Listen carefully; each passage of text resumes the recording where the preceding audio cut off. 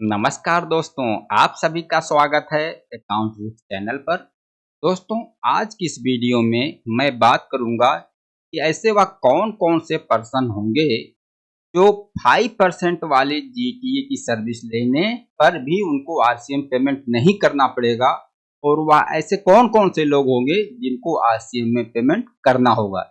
जी हाँ दोस्तों, इस वीडियो में मैं सिर्फ बात करूंगा कि जीटीए की सर्विस लेने पर जो आरसीएम में पेमेंट करना होता है वह कौन-कौन से लोग होंगे जिनको आरसीएम में पेमेंट करना होगा, जिनके लिए उनको नोटिफाई किया गया है कि ऐसे-ऐसे लोगों को आरसीएम में पेमेंट करना पड़ेगा और ऐसे कौन से लोग होंगे जिनको आरसीएम में पेमेंट नहीं करना होगा, उनके लिए एग्जम्प्ट है। जी हाँ दोस्तों, मैं और सिर्फ यहाँ उस जीटीए की बात होगी जिसका जीएसटी रेट 5% होगा। जी हाँ दोस्तों, जैसे आप लोग जानते हैं जीएसटी में जीटीए के लिए जीएसटी रेट दो है, एक 12% वाला है और एक 5% वाला है। 12% वाला जो जीटीए होगा वह तो फॉरवर्ड चार्ज में होगा, वह तो जिसको भी सर्विस देगा वह 12% जीएसटी लगाकर इनवॉइस देगा, उसमें आरसीएम का कोई मतलब ही नहीं है। हाँ, जिस जीटीए का रेट 5% होगा दोस्तों, अगर उस जीटीए की सर्विस कोई भी रिसिपिएंट लेता है उसको आरसीएम में पेमेंट करना पड़ेगा 5% जीएसटी। अब हम यहाँ यह देखेंगे कि वह कौन-कौन से लोग हैं जिनको कि अगर उन्होंने जीटीए से सर्विस लिया 5% वाले से तो उनको आरसीएम में पेमेंट करना होगा। दोस्तों, इसके लिए ना गवर्नमेंट की तरफ से नोटिफाइड पर्सन है ऐसे लोगों को हाईलाइट किया गया है, उनको डिक्लेयर किया गया कि भैया इस तरीके के अगर लोग होंगे तो उनको पेमेंट करना ही करना पड़ेगा आरसीएम में, चाहे वो रजिस्टर्ड हैं या अनरजिस्टर्ड हैं। अगर जीएसटी में रजिस्टर्ड भी नहीं है, अगर इन लोगों में से किसी ने भी जीटीए 5% वाले जीएसटी से सर्विस लिया तो उनको कंपलसरी हो जाएगा जीएसटी में रजिस्ट्रेशन लेने के लिए। अब वो कौन कौन से लोग हैं दोस्तों? वो 7 तरीके के लोग हैं। ये देखिए, मैंने आपके सामने लिख रखा है। Any factory registered under factory act, any society registered under society registration act, any cooperative society, any cooperative society registered under any law, any registered person under GST.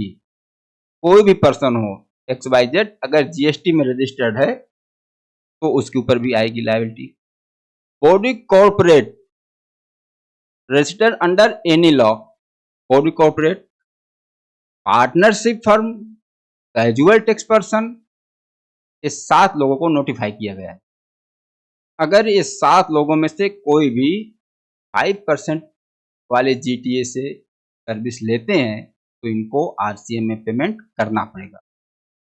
अब दोस्तों, इन 7 में से अगर कोई भी है, मान लीजिए एग्जाम्पल के लिए हम ले लेते हैं कि एक फैक्ट्री है जिसकी टर्नओवर लिमिट इतनी नहीं है कि वह जीएसटी में रजिस्ट्रेशन दे, जो भी 40 लाख 20 लाख वाला लिमिट है उसके अंदर ही है, अगर वह अनरजिस्टर्ड भी है क्योंकि ये नोटिफाइड पर्सन है, ये 7 में से आ रहा है, अगर उसने 5% वाले जीटीए की सर्विस ले लिया उसको जीएसटी में रजिस्ट्रेशन लेना पड़ेगा। इनको नोटिफाई कर दिया गया है, ये 7 लोगों को हाईलाइट कर दिया गया है जो आपके सामने लिस्ट में दिख रहे हैं। अगर इनमें से कोई भी लिया तो उसको आरसीएम में पेमेंट करना पड़ेगा। इनके अलावा अब बच कौन रहा दोस्तों? अब मेरे हिसाब से तो जितने भी, अगर कोई भी बिजनेसमैन है, कोई भी किसी भी तरीके के बिजनेस कर रहा है तो उसके ऊपर लायबिलिटी तो आ ही रही, कोई बच नहीं रहा है। यहाँ तक कैजुअल टैक्स पर्सन को भी पेमेंट करना पड़ेगा और यहाँ any registered person under GST, GST में कोई भी रजिस्टर्ड पर्सन हो।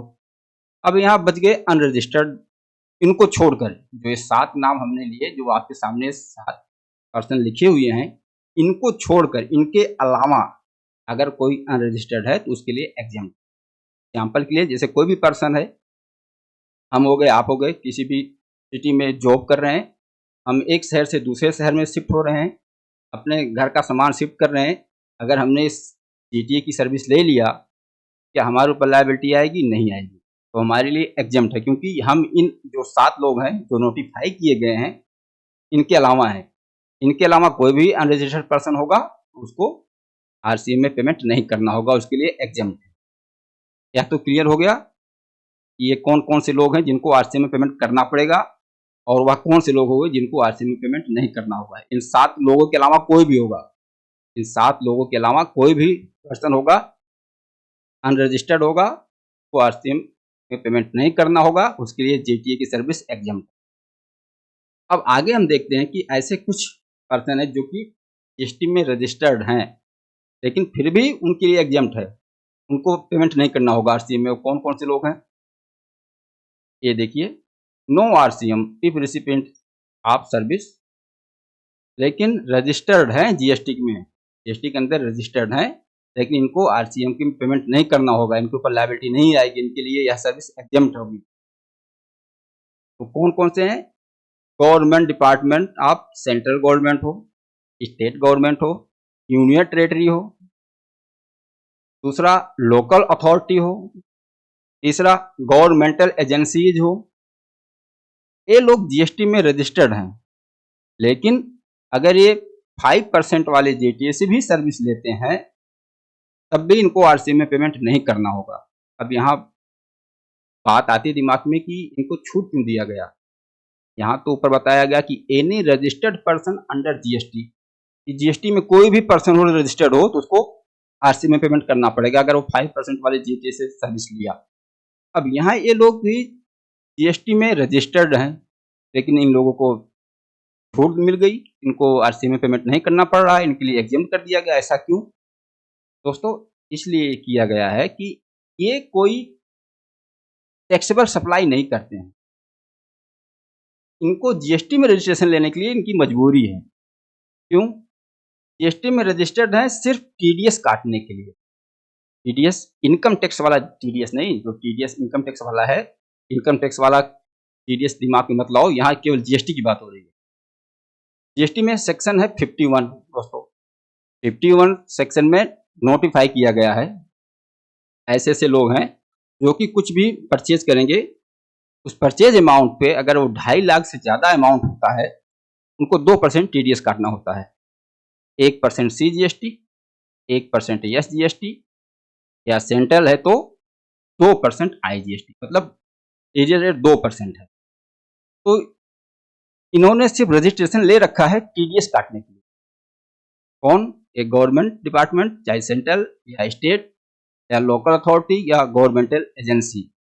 ये लोग कोई टैक्सेबल सप्लाई नहीं करते हैं, किसी चीज़ का ट्रेडिंग नहीं करते, कोई बिजनेस नहीं करते हैं।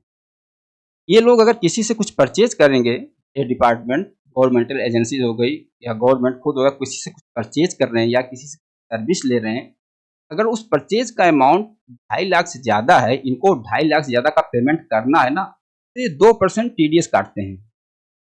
अगर लोकल है तो 1% सीजीएसटी और 1% एसजीएसटी, अगर सेंट्रल है तो 2% आईजीएसटी, 2% टीडीएस।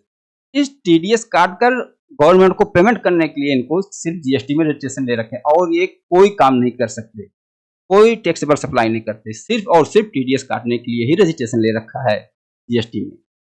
इसलिए इन लोगों के लिए एग्जम्प्ट है, इन लोगों के ऊपर कोई भी सर्विस लेंगे ये जीटीए की तो एग्जम्प्ट है। 5% वाला भी लेकिन इनको भी इनके ऊपर इसलिए आरसीएम की लायबिलिटी नहीं आएगी। दोस्तों यह क्लियर हो गया कि किनको आरसीएम में पेमेंट करना होगा और किनको आरसीएम में पेमेंट नहीं करना होगा। दोस्तों इस वीडियो में इतना ही, और दोस्तों इस वीडियो के बारे में आप कमेंट करके बताना यह वीडियो आपको कैसा लगा। नमस्कार, धन्यवाद।